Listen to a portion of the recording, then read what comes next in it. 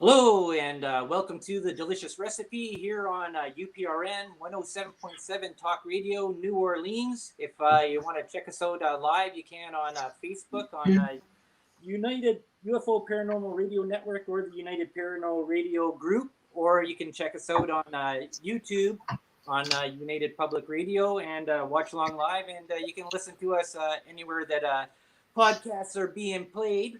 So tonight, what did I call this one? I think I called this Cloud Cakes. And I have a guest there tonight, Carol Noonan, or AKA Soma Ara. And if you were listening last night there, you might have heard her on Laura Lee's show and talking with her on the Angel Rock. And tonight I scooped her up and brought her on here because I did have a lot of questions that sort of followed up on things that went on with the show there last night. And just to briefly, I'll just sort of give our audience a little brief thing there of you there, Carol, is that you're an author, a channeler, a psychic, a light worker, a holistic healer in Reiki, massage, reflexology, aromatherapy, and studies in shamanism. Did I miss anything there? I think you just about covered everything, yeah. Right.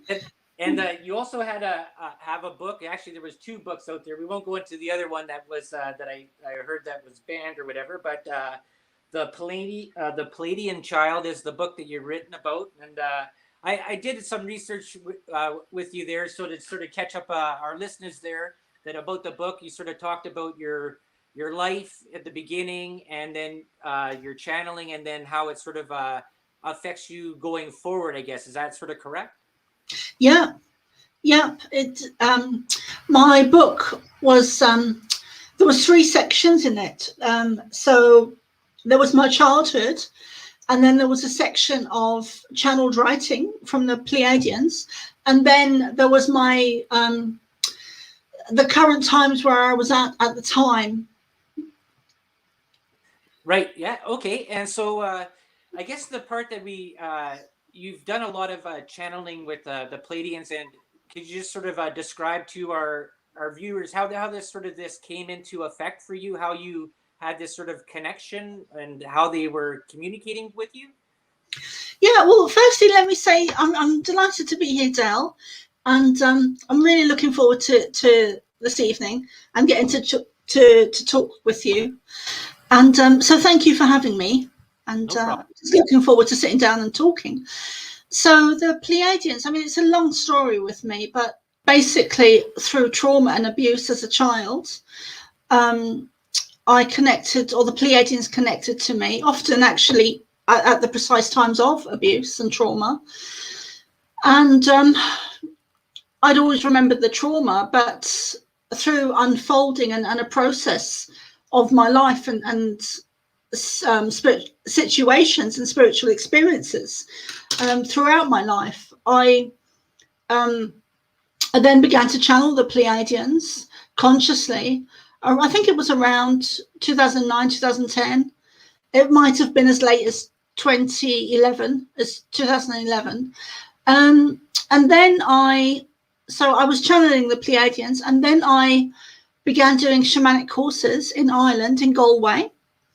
And I began to have memories of having connected to them as a child, where memories were coming back to me, and blocked memories of certain situations. For example, when I was 8, I was a tiny, skinny little thing, and I was underfed and undernourished to the point I couldn't use the toilet properly. So my mum took me to the doctor, and he looked at her and looked at me and then looked back at her and just had a look of disgust on his face and said that you need to feed her, with that kind of tone, you need to feed her. And nothing really changed there. But so anyway, sorry, I kind of veered off subject there. So I had this huge guy lying on top of me, and I was a skinny little thing, undernourished, underfed, and I was only 8, and I'd left my body. And I'd forgotten that. I'd always remembered the abuse, but I'd forgotten that I'd left my body, and the Pleiadians connected to me. Okay, so how did you leave? Was that like during a dream time, or that like a waking dream, or some sort of situation? Well, I had my mum's boyfriend laying on top of me, Oh, okay. and I literally couldn't breathe because I was a skinny little thing. Yeah, yeah. And I left my body. I Okay. left my body, and the next thing I knew, I was um, kind of in a void. I guess you could call it a void. Right. Um, and the Pleiadians were communicating with me, talking to me. I don't remember what word for word what they said, but I have written it in my book, so it is there on record. But they basically said this won't last long, and you'll be back in your body soon. Okay. But there were How, other times as well. how did Sorry. how did they announce that they described that they said, hey, we're the Pleiadians and this isn't going to last long, or how did you sort of know who you were talking to? I didn't. Okay. I didn't at that age. I didn't know. I didn't really understand. I didn't really know who they were. I just Right. thought of them as my guides. Okay. I didn't know who they were until I think it was around 2009 when I actually began to channel them. And it wasn't until the shamanic courses that I Okay. began doing after I started to consciously channel them, that Okay. I began to have memories. And that was one of the memories that came back to me, where I'd always remembered the abuse, but Mm-hmm. I'd forgotten leaving my body and connecting to them. Right. Okay. Yeah. So, yeah. So out of that part there, so they said, okay, well, this is like the abuse stuff isn't going to last long. You're going to come back, and then you progressively went into a part where you're actively channeling. They're sending you messages or uh, guiding you in some way. Because I understand like how I read off your almost recipe list of all the studying that you've done with in the shamanic stuff, holistic healing stuff that you've sort of added all these added flavors to your own personal life. Did that sort of help you in your way to understanding and helping you wake up and sort of gain this sort of connection of information? Yeah, very much so. Um, I've always had an interest in the psychic and spiritual stuff because I grew up with spirit. You know, they always had my back. Um, to some degree, it may not have always felt like it, but I did grow up with spirit. You know, I was very aware of the spirit world as a child, and I was, although it doesn't sound like it, I was very protected as a child by spirits because things could have been a lot worse, a lot worse. I mean, for instance, Del, there was I went to school with a young boy who went missing, and he was in my primary school because I never went to secondary school, but he was in my primary school, and he was actually murdered in a snuff movie. Oh wow! Um, I know. So that was my environment. Although at the time I had no idea how Connected. bad my environment was and how protected I was as well. You know, because he was, you know, he was. I mean, he wasn't a school friend because I was really bullied at school, but he was in my school. You know, Right. so I was very protected, even though with all of the abuse and everything. Right. So when you were mentioning the word spirits there, like on my show here, I've talked to a few people, and we've talked about the fairy realm, we've talked about the little people, the cryptids, we talked about dimensional beings and stuff like that. And so you're communicating with the Pleiadians now. This is an alien race that is outside of Earth that is constantly visiting Earth, or are they just communicating to Earth, like just telepathically instead of physically talking? How would you describe that? Um, it's probably both, probably a mixture of both things. But when they talk to me, it is telepathic. Okay. Okay. And so a part of there is that this is a question that I wanted to ask you there yesterday. You were describing a thing about humans that aren't awake and being used as a sort of a food energy for, I guess, is it the reptile race and stuff like that? Can you sort of explain that? Yeah. Was that? Well, in my understanding, the way I see it is that the reptilian species or race feeds off our negative emotions and negative energy. So the less awake we are, the less awake we are, the more fear we have, the more anger we have, the more negative emotions we have. And that is what the negative, the reptilian feed from.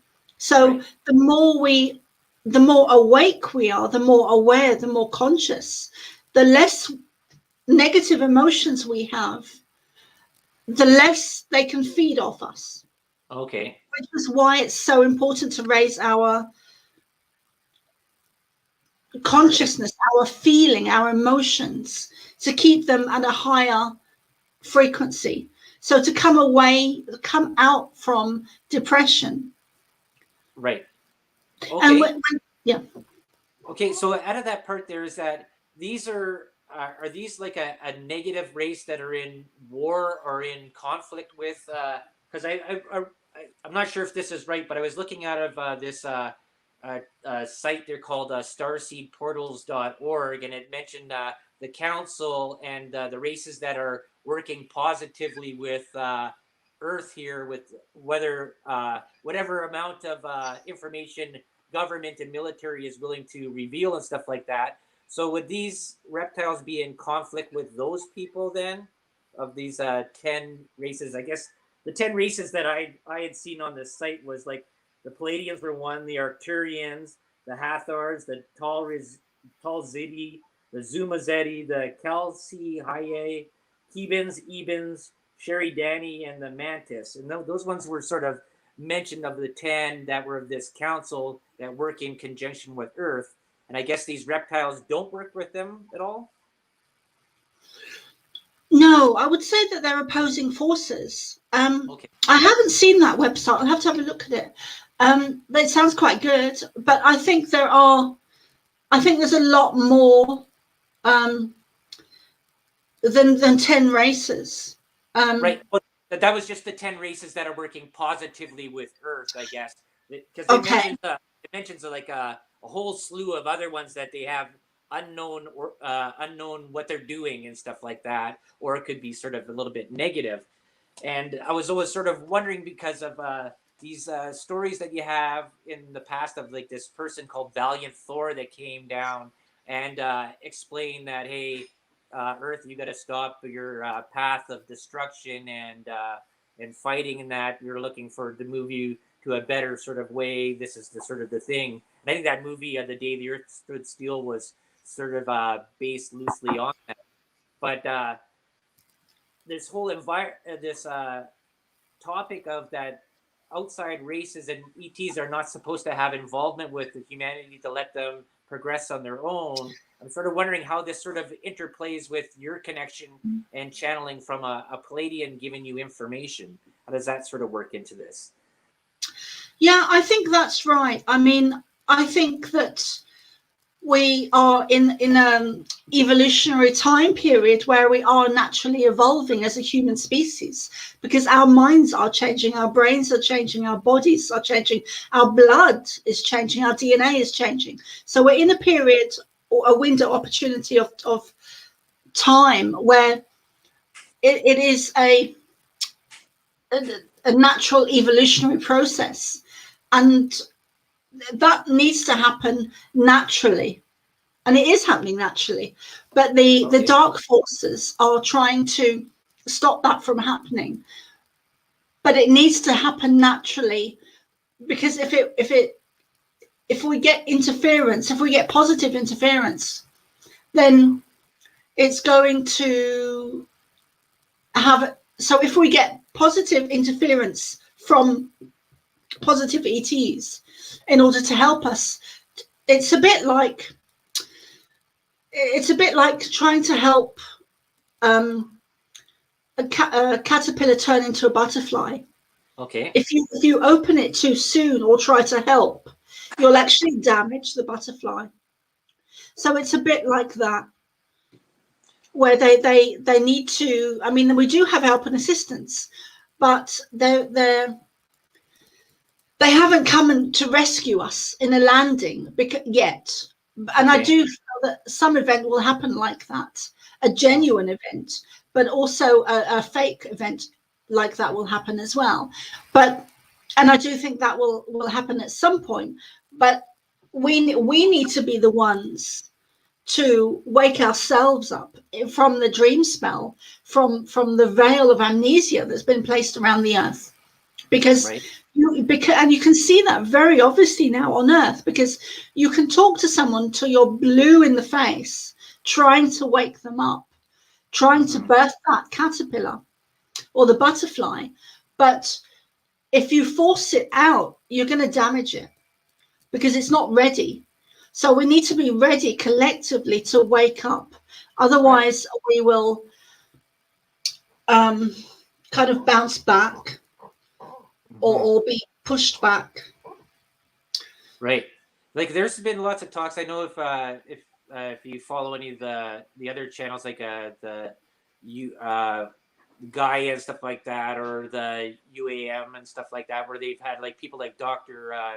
Stephen Greer, I believe his name is, talking about this whole disclosure event and about coming down that there actually is these alien or off-world entities that are sort of interacting here on Earth. Now, whether they are physically traveling by ship or dimensionally, or it's sort of it's a lot of theories out there, and a lot of people have put their theories forward to what they are, and there's even a lot of part there is that there could be deceiving between the angel demon stuff, like demons imitating and deceiving people. Like there's a whole bunch of different ways to sort of look at this. So the part is, what is the message that the person that you've been in contact, the Pleiadian that you've been in contact with, what have they been sort of sharing with you to pass on, or telling you what is coming up?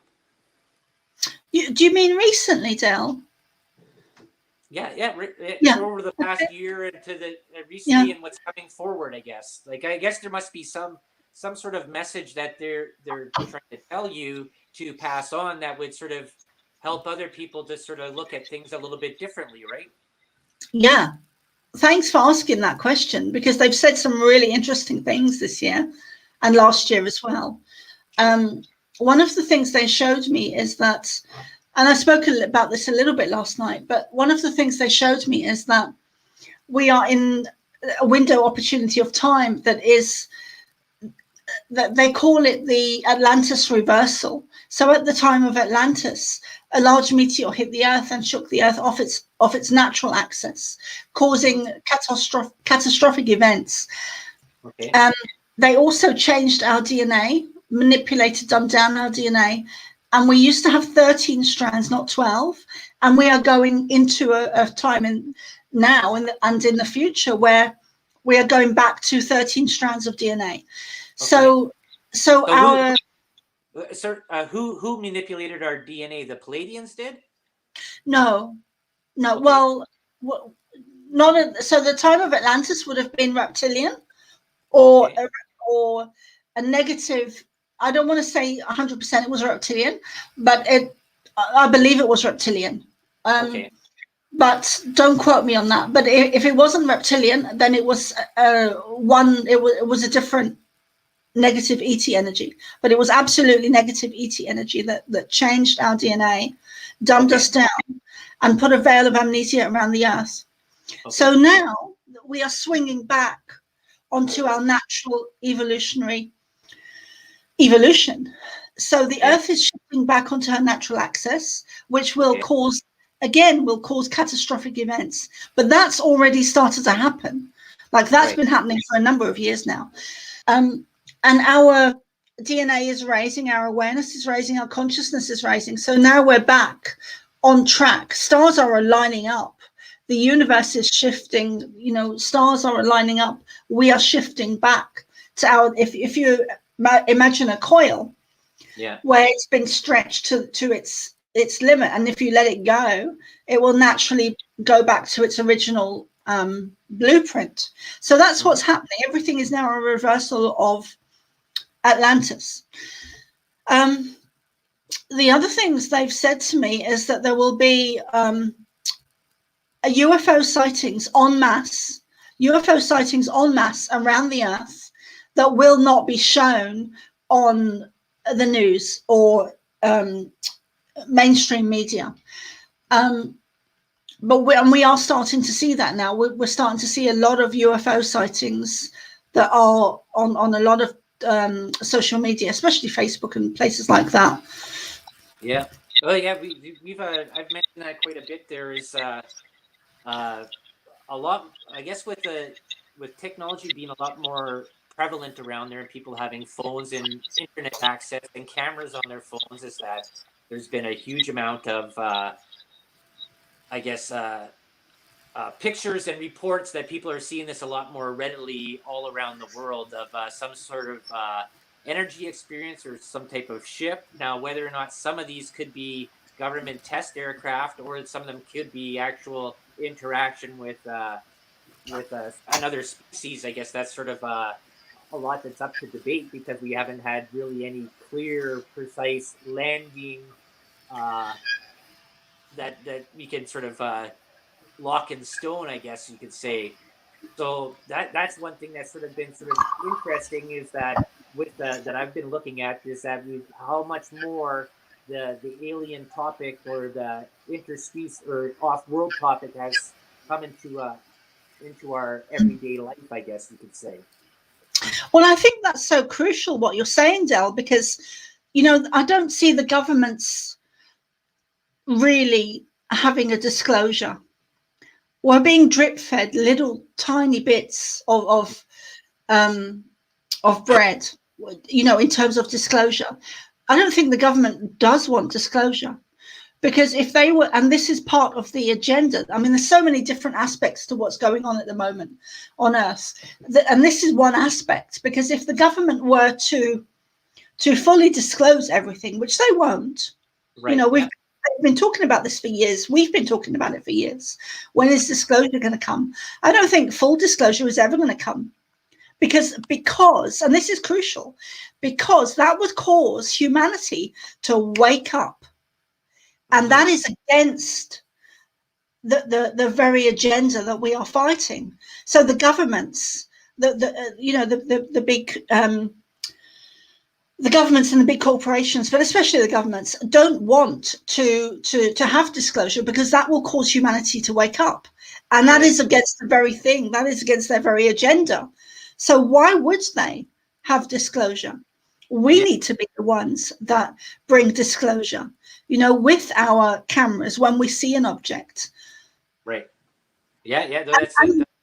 That's true there. Like, that's the one biggest thing that I've always known, is that the most valuable currency is knowledge, and keeping things secret. And that's secrets is a way to keep knowledge and to not share it to other people. It's more expensive than gold and diamonds, and that is knowing things. And whether or not that's going to be the transparency of governments and military and big corporations or whatever, that people that might be in the know of this stuff, that won't be that's stuff that they keep to themselves. Like, humanity likes to keep secrets, and that's a sort of a constant thread that's there. And the very few people like to go out and share things, and in people that do share things that is away from, I guess, the balance of the norm, they're sort of ridiculed or looked differently upon. Do you find that? Or just when you're sharing sort of stuff that people are like, oh, that's crazy talk, whether or not it's real?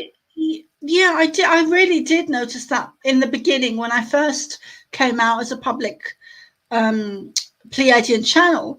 And it took me a number of years to do that, after I was channeling the Pleiadians, to really come out publicly and stand my ground,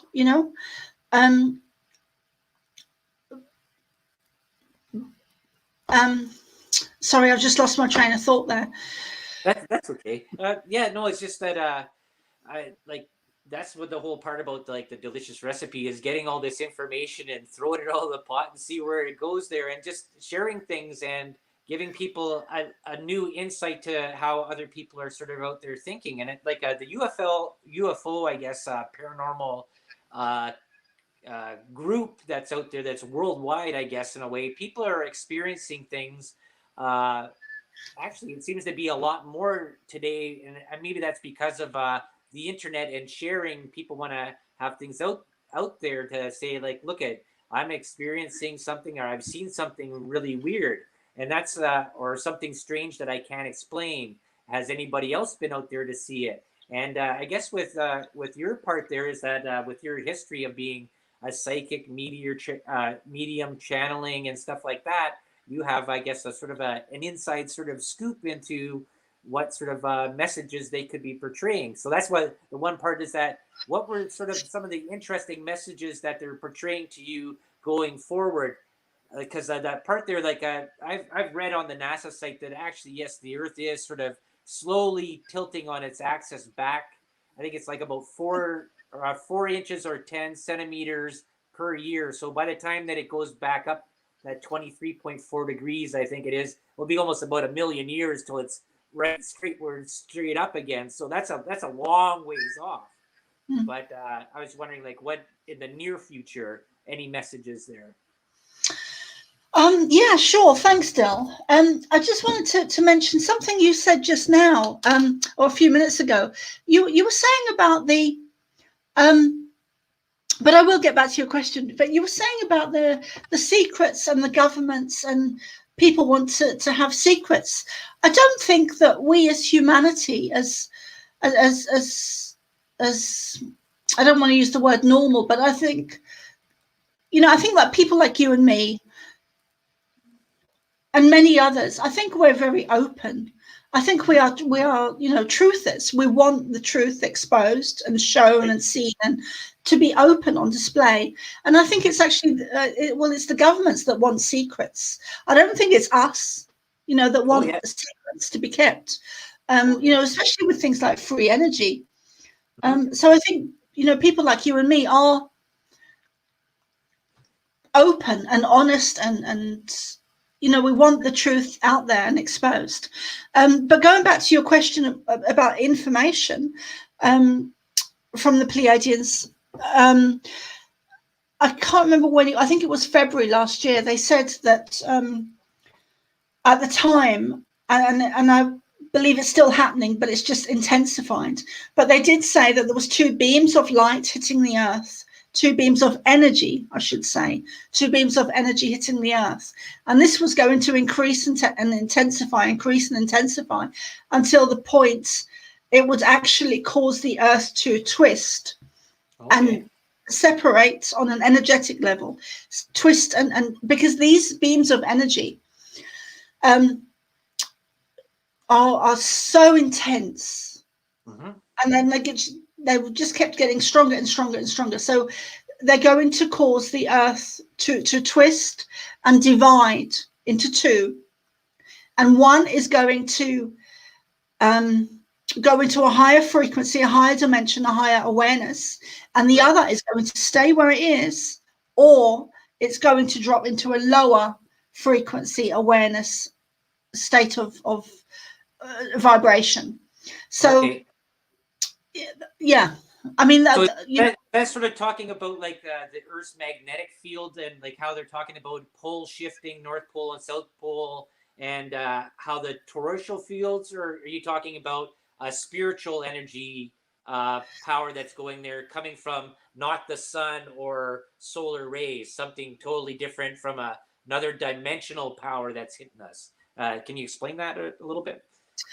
It's more of an energetic frequency of vibration, where, because I don't see it physically happening. I mean, that would be, I don't know, that's beyond my capability at the moment, but of understanding.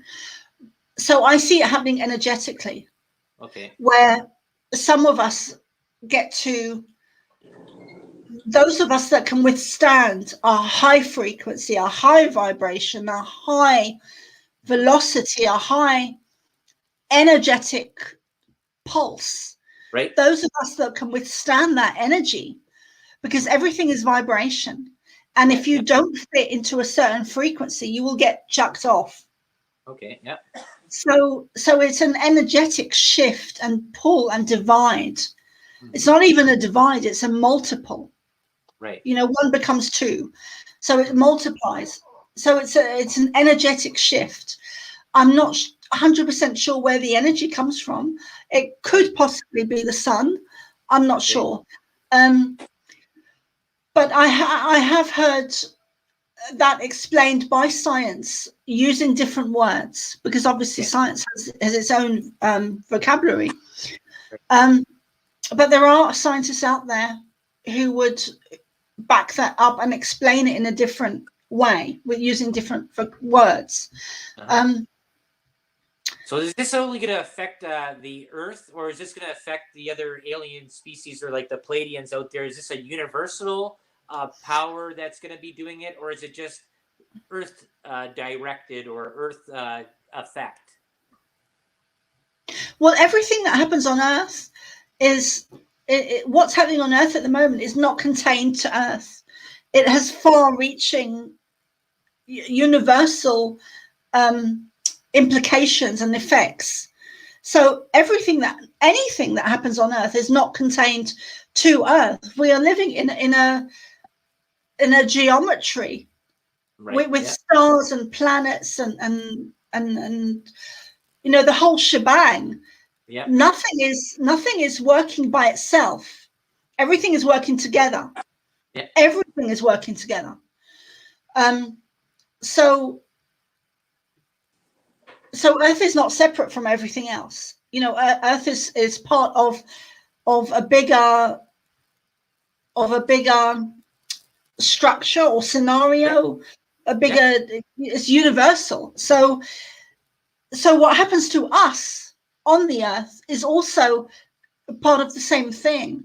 So that's almost like the term string theory, where one thing is happening over here is affecting something over there, and that it's sort of like, if you looked at it like as an organism, if you poke it over here in the arm, it feels it all over. So it's sort of like the whole nervous system connection to everything there. I sort of see where you're sort of going with that. But what is that? How does that sort of change how humanity is going to be? Is that sort of going to change us as how we interact with the universe, I guess, or our surrounding? How does that sort of play into our role and going forward here? We need to step into our heart energy. Okay.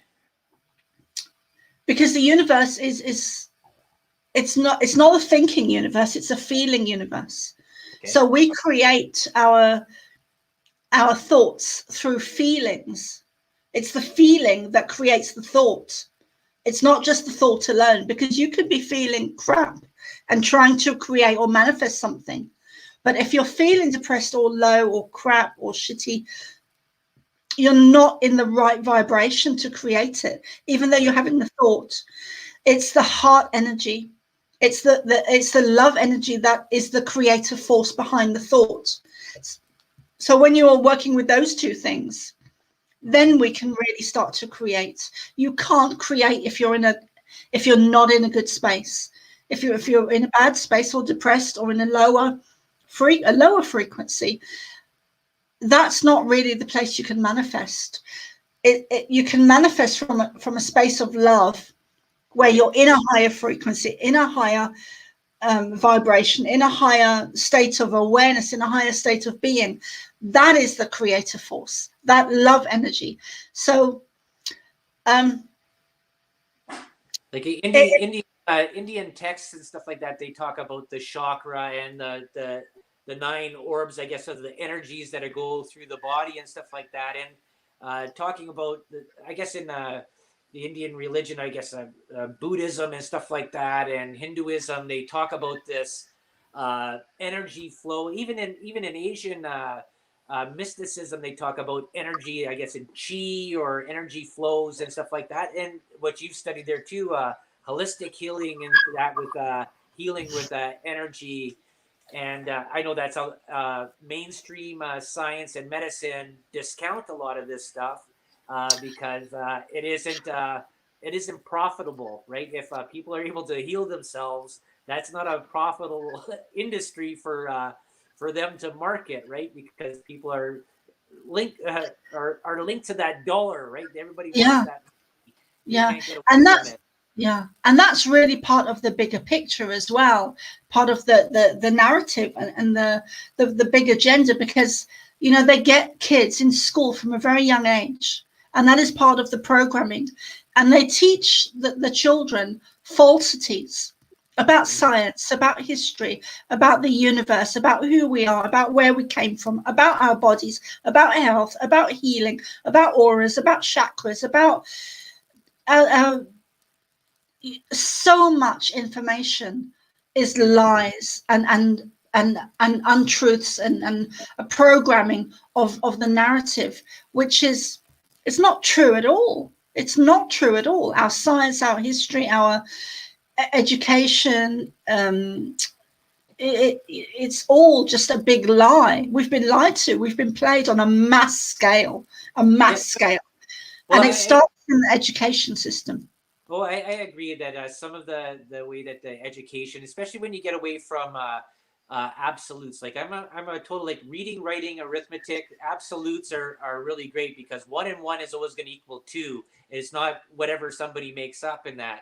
And I've always said this. I've said this many times on my show is that the course of what's happened to humanity here is that as a child you're questioning everything. You question. You're asking who, what, where, when, and why. Then all of a sudden you go to school and they start telling you what is. They give you the answers and the questions and that. And when you're done school, you don't ask questions anymore. And that's where a lot of people have sort of gone to. They stopped questioning. They just accept whatever the narrative is. And you see that even in this past year. I don't want to bring in the whole COVID-19 stuff there because that gets into a lot of troubles for a lot of people and stuff like that. So I won't go there, but a lot of people that have differing thoughts to whatever the narrative that is being produced by government, media, and stuff like that are shunned or looked down upon or are chastised by the rest of I'll use the word sheeple or the populace that is not sort of aware and has stopped asking questions. And I think that's a really important part there that I say on the show is don't believe me. Go out, do the research yourself. I'm going to give you as much information that I can, and hopefully it sparks some sort of imagination in you to go out and research it and question. Start questioning again. Back to that questioning period in your life that's so important. It's so important, and the school system is such a big part of the programming. We get to, I mean, I didn't have secondary education, and I think that's where I was able to continue channeling the Pleiadians or having a connection to them as a child because I didn't know who they were. I just thought they were my guides. Okay. But does this happen? Does the person you channel or the being you channel have a name at all, or are you talking to people? Ashtar Commander is the main guy that I speak to. But when I see them, they when I first began to channel them, they turned up behind me in my mind's eye because I've been working with mediumship for a long time, so I'm very used to seeing spirit in my mind's eye and connecting to spirit telepathically. So it was no different really when the Pleiadians showed up. So they showed up behind me to my center, slightly to the left, and he gave his name as being Ashtar Commander. I didn't know who he was or anything, you know. And there was a sense of other Pleiadians, a very strong sense of, I knew there was other Pleiadians behind him. I couldn't see their features very as clearly as I could his. But yeah, Ashtar Commander. Okay. Did they say where they're being located right now? Are they just sort of hovering outside of Earth or on a dimensional parallel to Earth, or are they somewhere out in the galaxy there and sending this information across the universe here to you? I would say it's both. I would say it's both because there are a lot of Pleiadian ships above the Earth at the moment. Okay. There's a lot of ships above the Earth at the moment. So I would say it's both, really. Um, yeah.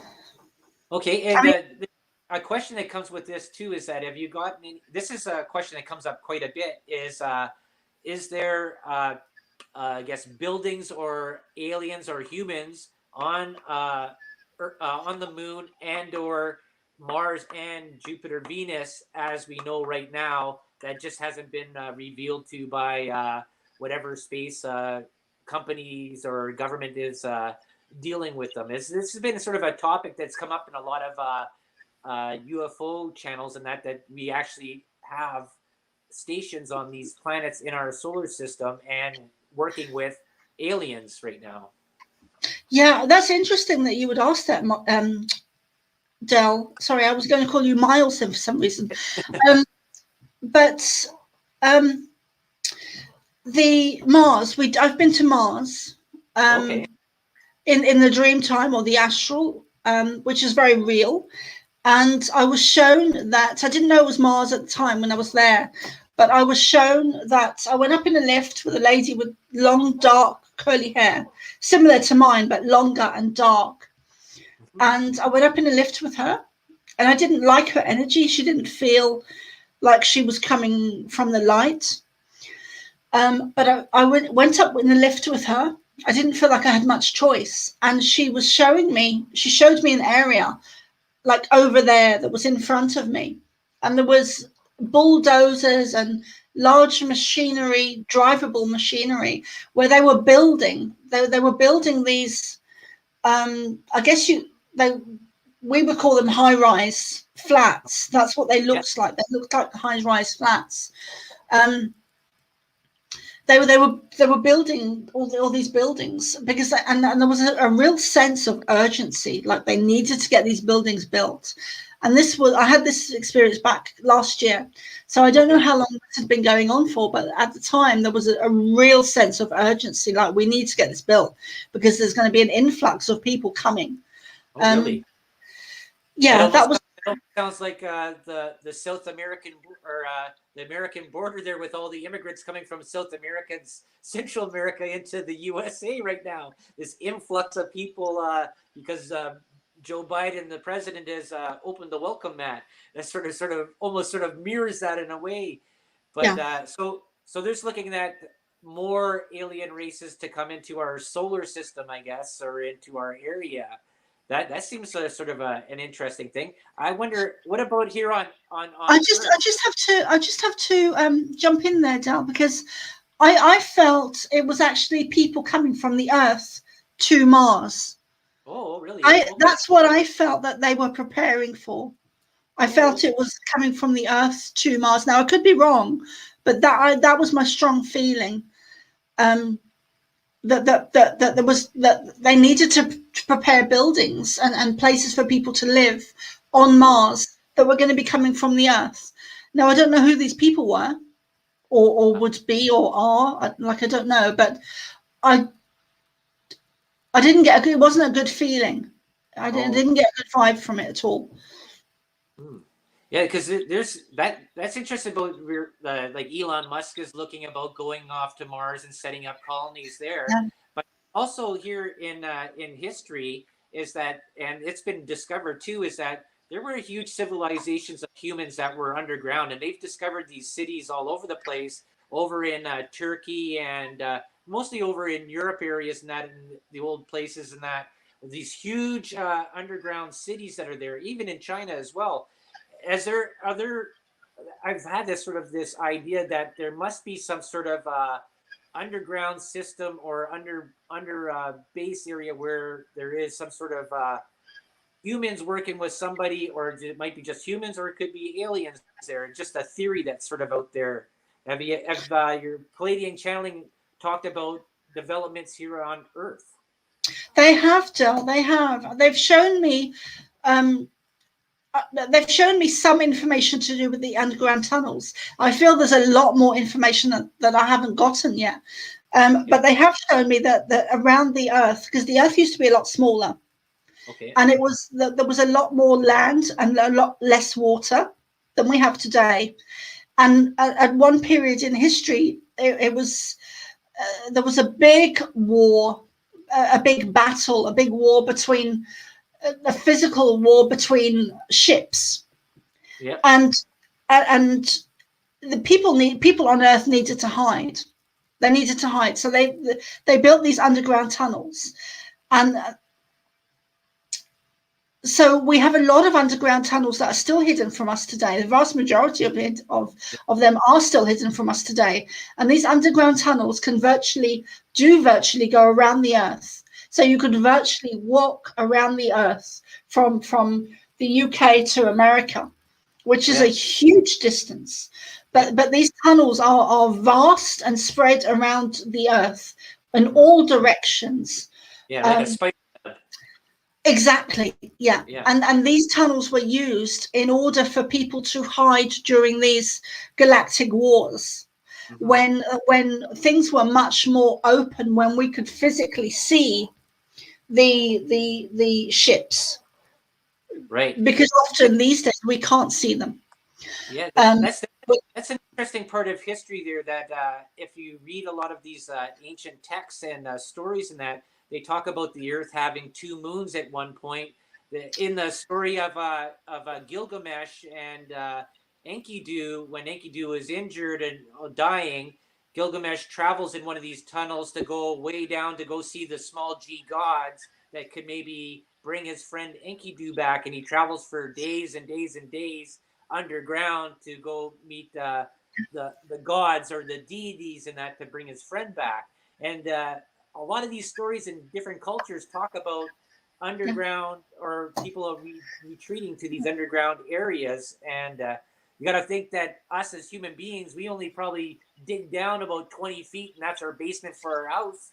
But there's still another like 100 miles or so of earth and dirt that's underneath there as well. Especially when you take into consideration that the Earth was a lot smaller, and it has grown and expanded. There was a couple of things I wanted to bring up there that you were mentioning. So with technology and with everything, they are far advanced than we are being shown. Far advanced by probably thousands of years, absolutely hundreds of years, with technology and things that we are being shown. So when people like Elon Musk talk about going to Mars, they've already done it. They're already there. Yeah, we're drip fed. And also they did tell me about the two suns. They told me that there would come a point in my lifetime where there would be an event where what would appear to be two suns in the sky. And I wrote this back. They told me this back in, I think it was 2009, and so it is in my book. It's recorded because I do like to record everything. So that's awesome. We're almost really out of time here for the other show. But I just want to tell everybody that says your book is The Pleiadian Child, and they can check it out. You also have a YouTube account there, or a YouTube channel there as well. That's where I see some of your past interviews and stuff like that. Do you want to tell them where else they can reach you here in our short little 1 minute? I didn't realize we were running out of time so quickly. Thanks, Del. Yeah, it's gone so quickly. So it's really been a pleasure to talk to you. I'd love to do this again. But anyway, my website is thepleiadianchild.com. My YouTube is Carol Noonan, CarolNoonan, all N's for November. I also have a weekend workshop coming up on the 27th and 28th of March. It's called Star Seeds and Trailblazers Weekend Workshop. So that's going to be packed full of stuff. So I still have spaces if anyone would like to come and join me. Yes, and I also saw there too is that I think you have another one there coming up in June 5th there in South Wales there, the UFO and Paranormal Conference of 2021, right? Yes, and that's actually going to be a virtual event, so anyone can join that now. It's run by a beautiful lady called Danielle Sheehan. And she has she is the founder of a UFO group in Wales, I believe, and she has a centre there and everything. And so she's going to be doing that, and she's doing it virtually. So everyone can get to join in from around the earth, the earth, which is just amazing. I think, that sounds really awesome. And I'm sorry we have to cut this short here because we have the next show that's coming up there. This Trip in the Void with Seraphine Hurley and my wife there, Laura Lee Potvin there coming up next. So I want to thank you very much for being a guest, and maybe we can do this again here and go a little bit further where we sort of stopped off, and that maybe in a month or two there afterwards. But I'll get in touch with you again there, maybe even after this there. And I really appreciate you coming on. I had a really great time, and it was interesting to hear a different a voice of things. Thank you, Dale. I've really enjoyed it. It's been great to chat to you and to talk about some of these things. Awesome. Okay, thank you very much, people. Joe, take it away.